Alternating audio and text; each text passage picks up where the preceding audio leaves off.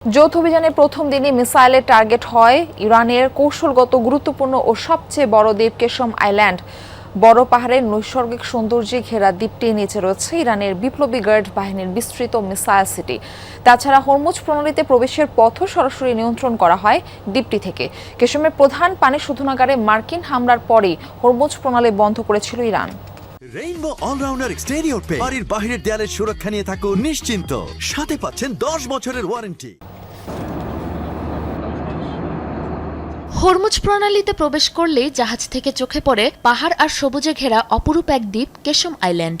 পারস্য উপসাগরে অবস্থিত ইরানের সবচেয়ে বড় এই নিসর্গভূমি পর্যটকদের অন্যতম পছন্দের জায়গা। তবে দ্বীপটির ম্যানগ্রোভ বনের নিচে রয়েছে অভিনব এক স্থাপত্যে তৈরি ইরানের ভূগর্ভস্থ সমরভান্ডার মিসাইল সিটি। মধ্যপ্রাচ্য যুদ্ধে যা পরিণত হয়েছে মার্কিন ও ইসরায়েলের অন্যতম কৌশলগত টার্গেটে। আইআরজিসির কমান্ড সেন্টার, বিস্তৃত নেটওয়ার্ক টানেল, জাহাজ বিধ্বংসী antiship cruise missile, mobile launcher, drone সহ অত্যাধুনিক সব ক্ষেপণাস্ত্র রয়েছে এই ভূগর্ভস্থ সিটিতে। ভূপৃষ্ঠ থেকে গভীরে নির্মিত হওয়ায় বিমান হামলায় যা ধ্বংস করা কার্যত অসম্ভব। ভৌগোলিক অবস্থানের কারণে পারস্য উপসাগর থেকে হরমুজ প্রণালীর প্রবেশ পথ নিয়ন্ত্রণ করা হয় এই কেশম দ্বীপ থেকে।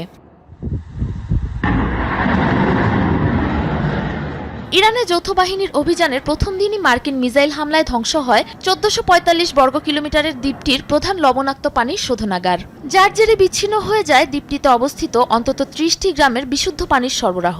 জবাবে প্রথমে বাহরাইনে অবস্থিত মার্কিন নৌঘাঁটি জুফেয়ারে হামলা চালায় ইরান। এরপর নিষিদ্ধ ঘোষণা করে হরমুজের পথে বিশ্বের সব দেশের জ্বালানিবাহী জাহাজের যাতায়াত। ইতিহাস ঘেঁটে জানা যায়, আলেকজান্ডার দ্য গ্রেটের নৌসেনাপতি নিয়ারকাস দ্বীপটি আবিষ্কার করে এর নাম দিয়েছিল ওরাক্তা। এরপর বহু বেলা গড়িয়ে দ্বীপটিতে আসে পর্তুগিজরা। 1621 সালে এই দ্বীপে তাদের তৈরি দুর্গ দখল করে নেয় পারস্য ও ব্রিটিশ যৌথ বাহিনী। 1935 সালে দ্বীপটি থেকে ব্রিটিশরা তাদের নৌঘাঁটি সরিয়ে নিলে অঞ্চলটির পূর্ণ নিয়ন্ত্রণ ঘোষণা করেন ইরানের তৎকালীন সম্রাট রেজা শাহ পাহলভি।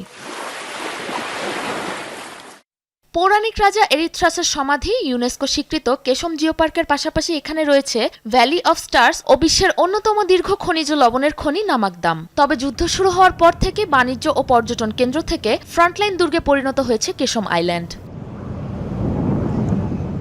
সাবরিনা নুসরাত, যমুনা নিউজ।